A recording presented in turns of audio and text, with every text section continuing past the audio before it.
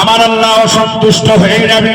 বান্দা যখন ইলমের তাকাব্বুর দেখাবেন, যোগ্যতার বাড়াই দেখাবেন, ইবাদতের যখন বাড়াই দেখাবেন, আমার আল্লাহ ধন সম্পদের যখন বাড়াই দেখাবেন, দান ধ্যান করার যখন বীরত্ব দেখাবেন, না না না, আমার আল্লাহ অসন্তুষ্ট হয়ে আল্লাহ পাক ওই বনি ইসরাইল সম্প্রদায়ে 500 বছরের আবেদ লোকটার উপরে আমার আল্লাহ গজব চাপিয়ে দেবেন।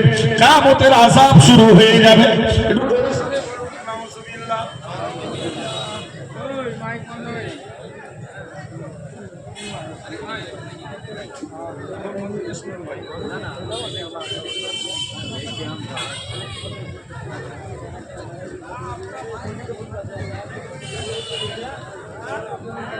اللهم صل على وعلى آل سيدنا مولانا محمد صلى الله عليه وسلم।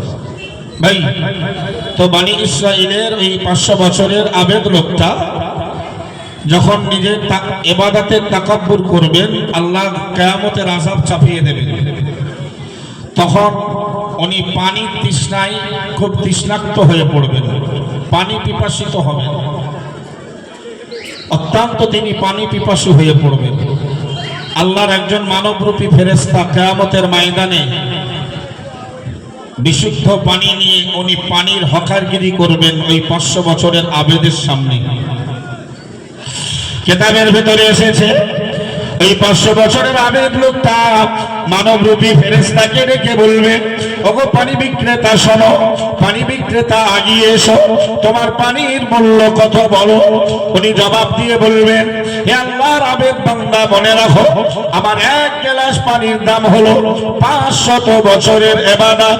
একটু জোরে বলুন নাউজুবিল্লাহ। কিয়ামতের দিনে মানুষ অত্যন্ত পিপাসিত হবেন। সেদিন 1 গ্লাস পানির দাম হবে ওই লোকটার কাছে 500 বছরের ইবাদত। আল্লাহু আকবার। লোকটা প্রথম পর্যায়ে নিতে চাইবেন না, কিন্তু পিপাসার মাত্রা বাড়বে, তিনি তখন রাজি হয়ে ওই 500 বছরের ইবাদতের বিনিময়ে 1 গ্লাস পানি কিনে পান করবেন। একটু বলবেন ওই লোকটার নামায় আমলে আর কোনো ইবাদত থাকবে? হাদিস শরীফে আল্লাহর নবী জানিয়ে দিলেন, হাবিবুল্লাহ মুহাম্মদুর রাসূলুল্লাহ সাল্লাল্লাহু আলাইহি ওয়াসাল্লাম, আমার আল্লাহর নবী হাদিসে বললেন, এবার আমার আল্লাহ অসন্তুষ্ট হয়ে গিয়ে এই 500 বছরের বনি ইসরাইল সম্প্রদায় আবেদকে লক্ষ্য করে বলবেন, উদখুলিন নারা বিগাদাবি, হে আমার আবেদ বান্দা, এবার তুমি আমার অসন্তুষ্টতার কারণে আমার গজবের জাহান্নামায় প্রবেশ করো। জোরে সোরে বলুন নাউজুবিল্লাহ। সুতরাং কোরআনের মাজলিসে বসলে, কোরআন শুনলে মন দিয়ে, আল্লাহ বলেছেন রহমত নাজিল হবে, তাহলে রহমত প্রাপ্ত হলে আমার আল্লাহকে খুশি করা যাবে। জোরে বলুন।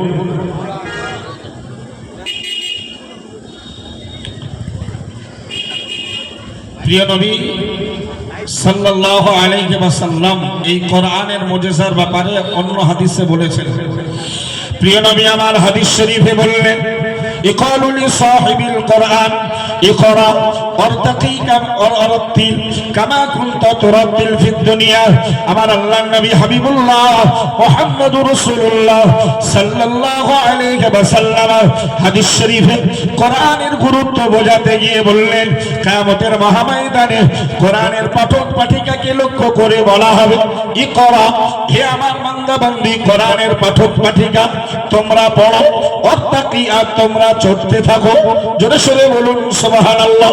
ওয়ারতিল, তোমরা বিশুদ্ধভাবে কোরআন তেলাওয়াত করো, কামা কুনতা তুরাতিল ফিদ দুনিয়া, যে বিশুদ্ধভাবে তুমি দুনিয়াতে তেলাওয়াত করতে। আল্লাহ পাকের নবী বললেন, ফাইন্না মানজিলাকা ইন্না আখিরি আয়াতিন তাকরাউহা আও কামা কালা আলাইহিস সালাম। আল্লাহ পাকের রাসূল মুহাম্মদুর রাসূলুল্লাহ সাল্লাল্লাহু আলাইহি ওয়াসাল্লাম বললেন, হে কোরআনের পাঠক পাঠিকা, তোমার গন্তব্যস্থল, তোমার বাসস্থান হলো যে আয়াতে পড়তে পড়তে তুমি দাঁড়িয়ে যাবে। জোরে বলুন সুবহানাল্লাহ। কোরআনের গুরুত্ব। ভাই কোরআন শরীফে আল্লাহ নবী বলেছে, আল্লাহ নবী হাদিসে বলেছেন যে কোরআনের ছোট ছোট সূরা কিছু আয়াত মুখস্থ রাখলে আল্লাহ পাকের পক্ষ থেকে অনেক বরকত পাওয়া যায়। তার ভেতরে কোরআনের একটি সূরা, একটা আয়াত আছে, আয়াতটার নাম আয়াতুল কুরসি। আয়াতুল নাম শুনেছেন? قال رسول الله صلى الله عليه وسلم من قرأ آية الكرسي في دبر كل صلاة مكتوبة لم يمنعها من دخول الجنة إلا أن يموت أو كما قال عليه السلام। الله پاک الحبيب، الله پاک النبي محمد رسول الله صلى الله عليه وسلم হাদিস শরীফে বিবরণ দিলেন যে বা যারা প্রতি ফরজ নামাজের পরে কোরআন শরীফের সূরাতুল বাকারার আয়াতুল কুরসিটা পাঠ করে, প্রতি ফরজ নামাজের পরে যারা আয়াতুল কুরসিটা আমাল করে, আল্লাহ পাকের নবী জানিয়ে দিলেন ওই লোকটার জান্নাতে যাওয়ার ব্যাপারে একটি মাত্র বাধা, একটি মাত্র পর্দা, ওটার নাম মৃত্যু। লোকটা ইন্তেকালের সাথে সাথে কবর থেকে আল্লাহর জান্নাতের সুখ ভোগ করবে। একটু জোরে বলুন সুবহানাল্লাহ। প্রিয় নবী আমার অন্য একটি হাদিসে জানিয়ে দিলেন সূরাতুম মিনাল কোরআনি 30 আয়াতান তাশফাউ লি সাহিবিহা হাত্তা ইগফারা লাহু আও কামা ক্বালা আলাইহিস সালাম। আল্লাহ পাকের হাবিব, আল্লাহ পাকের নবী মুহাম্মদুর রাসূলুল্লাহ সাল্লাল্লাহু আলাইহি ওয়াসাল্লাম নবী আমার জানিয়ে দিলেন কোরআন শরীফের ভেতরে 30 আয়াত বিশিষ্ট একটি সূরা রয়েছে। ওই সূরাটা যারা দৈনন্দিন জীবনে পাঠ করে, আমাল করে, আল্লাহ নবী বললেন তাশফাউ লি সাহিবিহা, কিয়ামতের দিন ওই সূরাটা তার পাঠকের জন্য আল্লাহর কাছে সুপারিশ করতে থাকে হাত্তা ইগফারা লাহু, যতক্ষণ না লোকটাকে ক্ষমা করে দেওয়া হয়। একটু জোরে বলুন সুবহানাল্লাহ।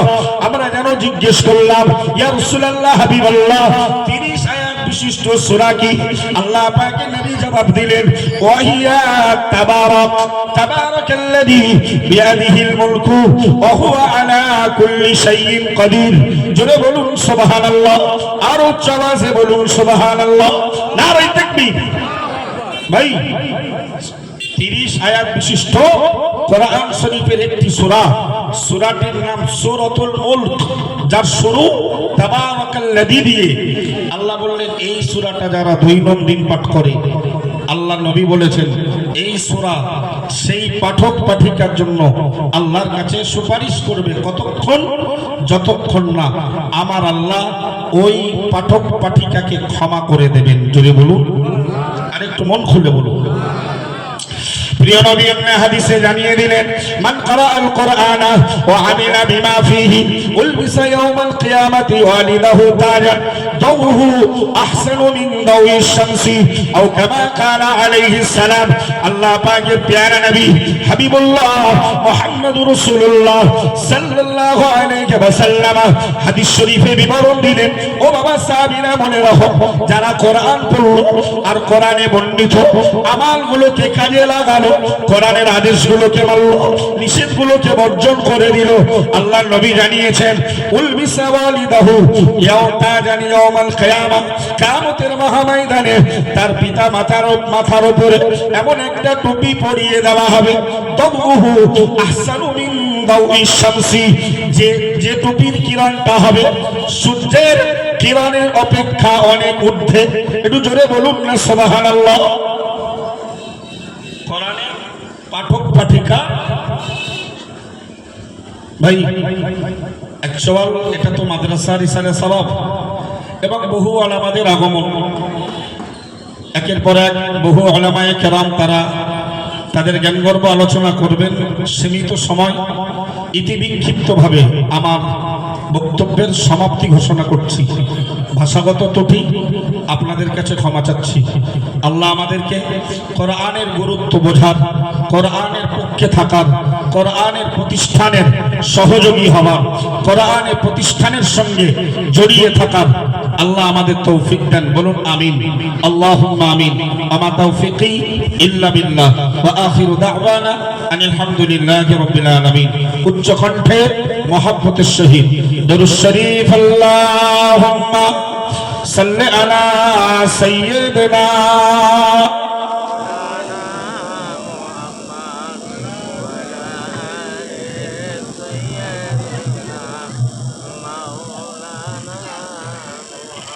তোরে বলি আমি না তোর ঘরেতে আছি নাকি আগাদি নুরি খাজানা, বলো রে আমি না, বলো রে আমি না, বলো রে আমি না, বলো রে আমি না।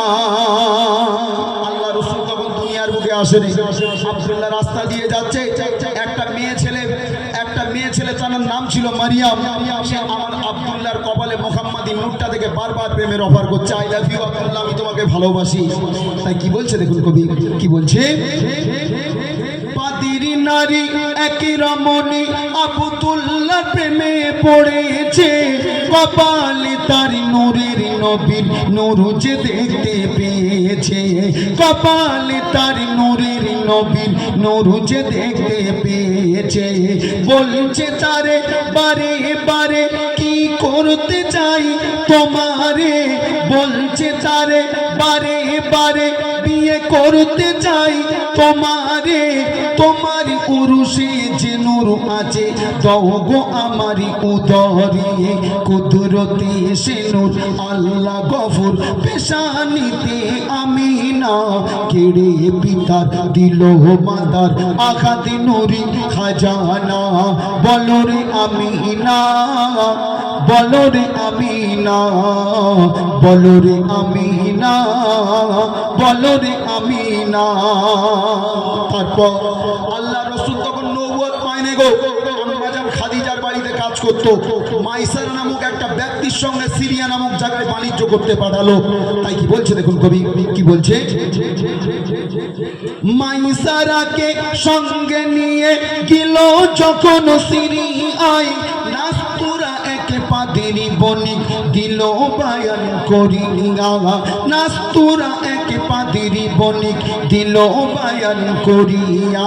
আর কি বলছে, ওই বৃক্ষের নিচে আছে বসে, কি নাম তাহার বলো না, কোথা থেকে এলেন তিনি, কোথা তাহার ঠিকানা, কুরাইশি কাশিমি বংশ তাহার শোনো না, কুরাইশি কাশিমি বংশ তাহার শোনো না, পিতা তাহার আব্দুল্লাহ, মাতা হলো আমিনা, আমি বলছি শোনো না, এর নুজে মদিনা, আমি বলছি শোনো না, এ যে শাহে মদিনা। তারপর আল্লাহ রসুল আর মাইসারা বাণিজ্য থেকে ফিরে আসলেন। আম্মাজান খাদিজা বারবার মাইসারাকে জিজ্ঞেস করছে, মাইসারা ওই মহামানবের সঙ্গে তোমাকে যে সিরিয়ায় বাণিজ্য করতে পাঠালাম, কি অলৌকিক জিনিস ঘটেছে একটুখানি বলো। তো মাইসারা আম্মাজান খাদিজার কাছে বলছে, কি বলছে লক্ষ্য করবেন, কি বলছে দেখুন কবি, কি বলছে, মাইসারাকে প্রশ্ন তখন করলো এমন খাদিজা, কোথায় ছিলে কি দেখিলে দাও না বায়ান করিয়া, কোথায় ছিলে কি দেখিলে দাও না বায়ান করিয়া। আর কি বলছে, ওই পুষ্প কানন জাগারি কদমে মাথা নত করতে চাই, নীলা গগনে মেঘমালা ছায়া করে যার মাথায়, একবার জোরে হবে না সুবহানাল্লাহ, বরকতে যার খাতির জাদু হয় না গো তুলনা, বরকতে যার খাতির জাদু হয় না গো তুলনা, পরশ পাওয়া খাতির ছোঁয়া খেলা হয়ে যাই সোনা, এ যে শাহে মদিনা এর নাই যে তুলনা, এর শাহে মদিনা এর নাই যে তুলনা। ফসলটা অনেক বড়, যেহেতু বক্তা মানুষ চলে এসেছে, আমাকে বক্তাকে একটা আলেমকে বসিয়ে রেখে আমার কথা বলা বেয়াদবি মনে করি আমি। কেননা বিশ্বনবী জনাবে মুহাম্মদ রাসূলুল্লাহ সাল্লাল্লাহু আলাইহি সাল্লাম বলেছেন, আল উলামা ওয়ারাসাতুল আম্বিয়া। জোরে বলুন না সুবহানাল্লাহ। আর একটু জোরে বলা যাবে না? নারায়ে তাকবীর, নারায়ে তাকবীর। আলেম সম্প্রদায় হলো নবীর ওয়ারিস, তবে সব আলেম না। যে আলেমের কথাটা হবে বিশ্ব নবীর মতো, চলাটা হবে বিশ্ব নবীর মতো, খাওয়াটা হবে বিশ্ব নবীর মতো। আর যে মাল শুধু দুনিয়া লোটার জন্য ব্যস্ত, সে মাল কোনোদিন আমার রাসূলুল্লাহর ওয়ারিস হতে পারে না, সে মাল হবে ইবলিসের ওয়ারিস। তো আমার মা বোনের, আমার আমার আমার আমার মুরব্বীরা, একটুখানি হাদিসগুলো বাস্তবতাটা বোঝার চেষ্টা করবেন। বিশ্ব নবীর চমৎকার হাদিসগুলো আমরা বাস্তবগুলো বুঝি না। নারায়ে তাকবীর, নারায়ে তাকবীর। মাদ্রাসা তালিমুল কুরআন, মাদ্রাসা তালিমুল কুরআন, নারায়ে তাকবীর। একটা কথা বলবো আপনাদের, আইলাওয়ারের যেমন আইলা ঝড় হয়েছিল, একটা একটা করে গাছের ডাল ভেঙে চলে গেছিল, টাক পড়ে আছে। একটু সরে সরে আসেন না, মিলেমিশে সকল মিলে সরে সরে আসেন, একটু একটু সরে সরে এলে মজমাটা ভালো বসবে। আর শয়তান গুজা মারবে, কি বলবো শয়তান, এই এখানেই বস, কিন্তু মজমাটা ফাঁকা থাকলে শয়তান মতো একটু সরে আসেন না বাপ। বাপ একটু হাজারা করছি, মজমাটা একটু সুন্দর হোক, একটু সুন্দর হোক। আল্লাহ তোমাদের হেফাজত করবে, আল্লাহ তোমাদের হিদায়াত দেবে। একটু সরে আসেন, সরে আসেন। এখন আপনাদের সম্মুখে বক্তব্য রাখবেন হাফেজ কারি মাওলানা আসিফ ফাতেহি, আসিফ ফাতেহি। এরপরে আছেন হাওড়া জেলা পাঁচলা থেকে আগত হাফেজ মাওলানা আব্বাস উদ্দিন সাহেব। ওলামা ইকরামরা সব, হ্যাঁ, হাফেজ মাওলানা ওলামা ইকরামগণের আমার হুজুরের দোয়ার নেক নজরে প্রচুর আলেম এসেছে। আল্লাহ পাকের শকর, আপনাদের এখানে মজমা সাজাবার মতো আল্লাহ হিদায়াত দেবে। এই হিদায়াতটা নিয়ে কাল কিয়ামতের ময়দানে মহাশরে আল্লাহ পাক বলবে, মাদ্রাসা তালিমুল কুরআনে তোরা গিয়েছিলিস, আমি আল্লাহ তোদের যাওয়াটা কবুল করে নিলাম। বলা যাবে না সুবহানাল্লাহ? জোরে বলা যাবে না সুবহানাল্লাহ? নারায়ে তাকবীর। আসসালামু আলাইকুম ওয়া রাহমাতুল্লাহি ওয়া বারাকাতুহু। আউযু বিল্লাহি মিনাশ শাইতানির রাজীম।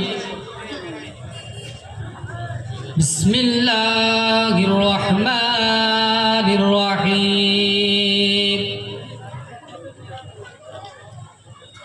নাহমাদুহু ওয়া নুসাল্লি আলা রাসূলিল কারীম। أما بعد فيا أيها الخاجرون رحمنا ورحمكم الله.